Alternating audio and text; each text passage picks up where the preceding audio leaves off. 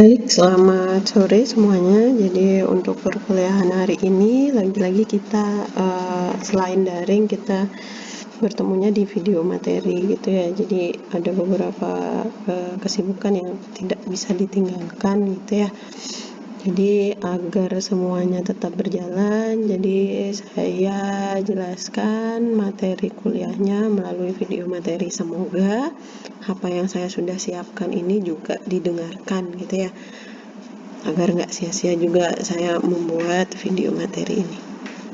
Oke, langsung saja terkait dengan apa yang akan disampaikan. Sebenarnya ini sudah dijadwalkan untuk dipresentasikan atau dijelaskan di minggu lalu. Kalian juga sudah punya materinya seperti itu. Kemudian di minggu lalu saya juga ada halangan sedikit, jadi hanya bertemu beberapa mahasiswa saja gitu ya. Jadi untuk kesempatan kali ini saya akan sedikit mengulas terkait dengan apa yang dijelaskan atau yang sudah dijadwalkan dipaparkan minggu lalu.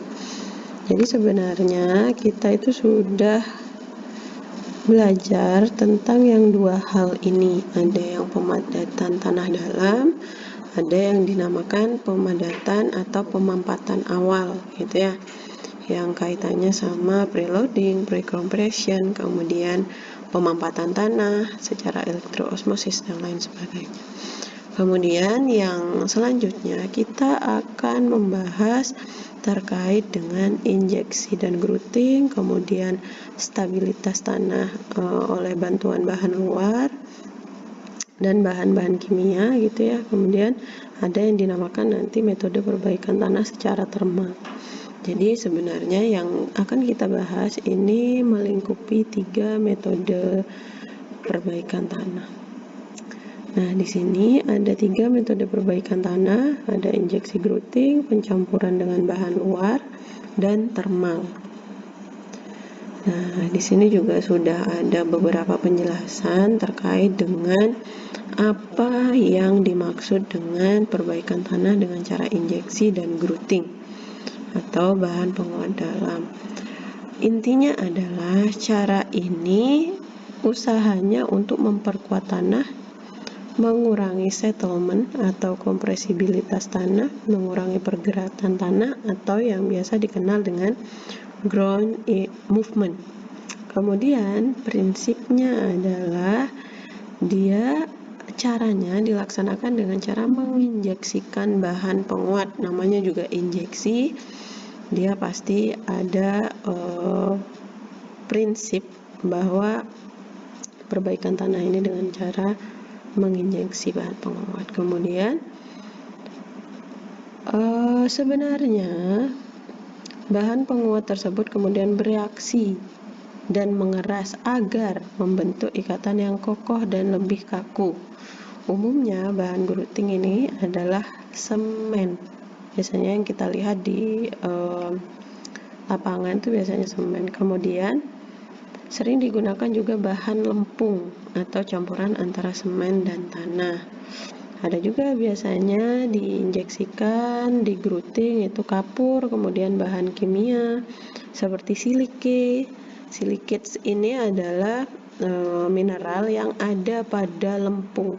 Biasanya bahan-bahan yang akan diinjeksikan gitu ya, bahan-bahan yang mineralnya bisa membentuk atau memperkuat struktur tanah. Kemudian di sini dijelaskan bahwa bahan kimiawi diinjeksi pada tanah yang berbutir halus, sedangkan bahan grouting semen dan lain-lain untuk tanah-tanah pasir. Jadi diingat, biasanya kalau tanah-tanah berbutir halus gitu ya, itu biasanya groutingnya pakai kimiawi, bahan kimia. Tapi kalau untuk tanah pasir yang granular, yang tidak kohesif, itu biasanya pakai semen.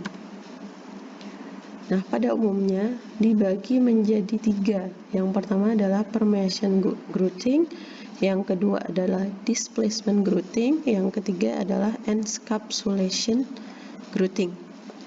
Jadi di sini kalau yang permeation itu pada tanah-tanah yang lebih kasar dari pasir kasar, seperti kerikil dan di atasnya. Kalau displacement ini untuk mengisi pori tanah, ya. Kemudian encapsulation growthing ini adalah mengisi retakan-retakan sekitar gugusan tanah atau batuan. Jadi kalian bisa lihat kalau di sini kan mengisi pori-pori tanah. Kalau di sini pori-pori tanah dan menyibak pori tanah. Kalau yang ketiga ini adalah mengisi retakan. Jadi gitu cara untuk membedakan. Kemudian kegunaannya apa sih sebenarnya? Yang pertama adalah mengurangi rembesan air.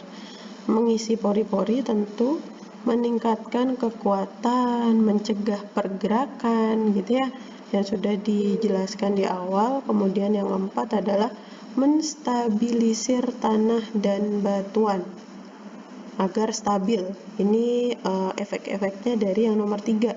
Kalau sudah kekuatannya tanah meningkat, kemudian pergerakannya juga dicegah gitu, berarti yang nomor 4 nih pasti akan tercipta gitu, menstabilisirnya tanah dan batuan. Kemudian mengurangi kebutuhan atas perkuatan arah horizontal. Dari horizontal berarti atas bawah, meningkatkan ketahanan. Nah, yang 7 ini tidak mudah likuifaksi. Jadi karena sudah stabil, dampak likuifaksi itu bisa diredam atau kecil gitu ya. Kemudian yang ke-8 itu sebagai penopang kalau dia pondasi jika ada rongga-rongga. Kemudian yang ke-9 adalah mengurangi perubahan volume pada tanah ekspansif. Ekspansif, tanah mengembang, ini biasanya kebanyakan tanah-tanah yang kohesif, yang menyerap air banyak. Itu biasanya sangat rentan terkait dengan pengurangan perubahan volume. Kemudian di sini juga ada teknologi injeksi dan growthing. Prinsipnya adalah sebenarnya ini terkait teknis. Prinsipnya memasukkan pipa ke dalam tanah, kemudian dengan tekanan dia disuntikkan ke dalam tanah. Jarak lubangnya seperti ini. Di sini ada pernyataan makin dekat maka makin baik, tapi juga mahal.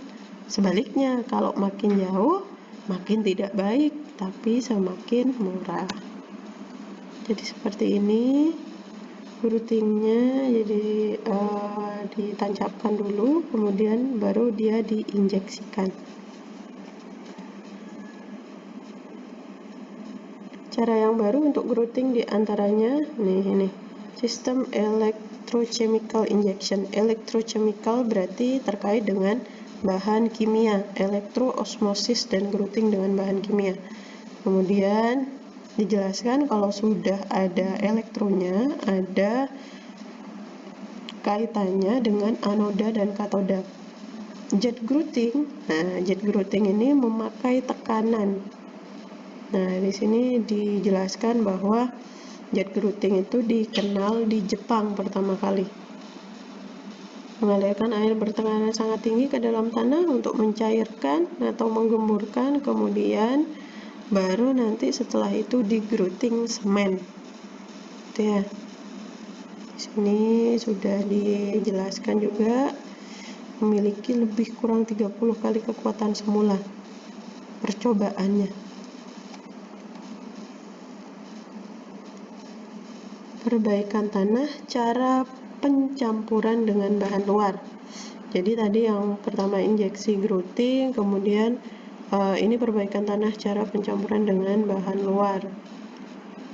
Cara ini adalah paling tua dan paling banyak dilakukan, yaitu dengan cara mencampur tanah asli dengan bahan penguat. Biasanya di sekitar kita itu adalah yang paling umum kapur dan semen. Gunanya untuk apa? Gunanya tetap untuk memperkuat struktur tanah, mengurangi plastisitas, kompresibilitas gitu ya. Kemudian bahan kimia sebagai stabilisator faktor, kemudian di sini yaitu cara pencampuran dangkal dan pencampuran dalam. Untuk mencapai metode ini ada 2, pencampuran dangkal dan pencampuran dalam. Kalau pencampuran dangkal biasanya relatif dekat dan via alatnya itu pakai alat mixer, alat yang bisa menjangkau kedalaman yang dangkal gitu ya, digarut sampai kedalamannya, tiap lapis dipadatkan. Kemudian kalau di mixing itu dengan cara mengebor tanah pakai rotary drill, kemudian perlahan ditarik ke atas. Saat ditarik ke atas itu ada diinjeksikan kolom-kolom yang bercampur bahan penguat, semen atau kapur, atau campur dengan pasir, boleh saja. Kemudian di Jepang untuk stabilisasi tanah sampai dengan 60 meter bahkan untuk yang di mixingnya gitu ya. Kemudian diameter kolom tanah ini sampai 1,75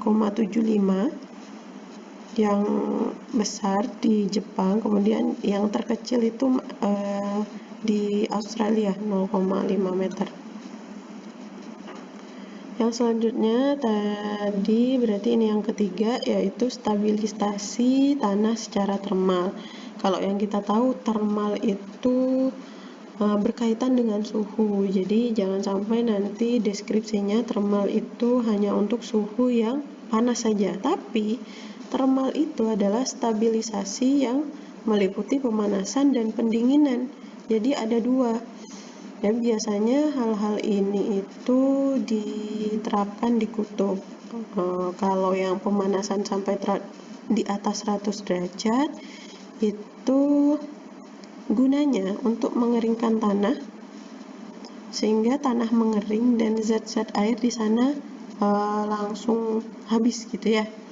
Nah, di sini dijelaskan bahwa kalau pakai temperatur yang tinggi, tanah itu akan hilang sifat sensitifnya, hilang sifat kembang susut dan hilang sifat kompresibelnya.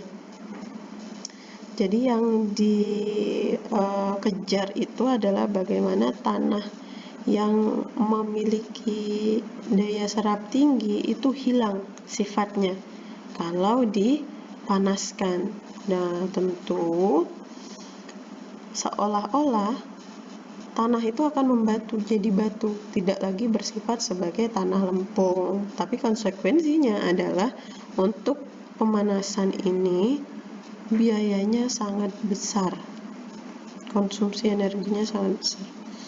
Kemudian kebalikannya, kalau pendinginan itu berarti terkait dengan pembekuan. Kalau tadi dipanaskan, kalau ini dibekukan. Biasanya hal ini dilakukan sementara untuk konstruksi turap misalnya. Selain itu, proses pembekuan freezing ini perlu untuk mempertahankan sifat tanah. Nah, kalau tadi kan menghilangkan sifat tanah, tapi kalau ini mempertahankan sifat tanah. Di sini dijelaskan cara pemanasan dan pendinginan sebagai cara untuk perbaikan tanah umumnya lebih efektif dilakukan untuk tanah berbutir halus seperti lempung atau lempung kelanauan. Kemudian pada tanah yang jenuh air, biaya energinya relatif tinggi, menurut saya sih sangat tinggi gitu ya.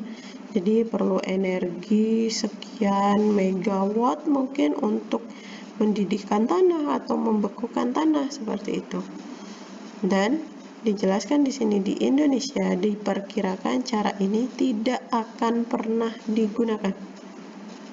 Tidak akan pernah, selain tenaga ahlinya harus khusus, kita juga nggak punya alatnya, biayanya sangat-sangat tinggi juga.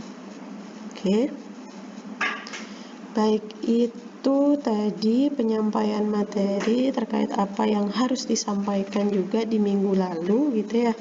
Jadi saya harap nanti kalian bisa meninggalkan nama dan NIM di deskripsi atau di komentar video ini agar saya benar-benar tahu bahwa video materi yang saya buat ini bisa ditonton atau didengarkan oleh kalian. Jadi atas perhatiannya saya ucapkan terima kasih.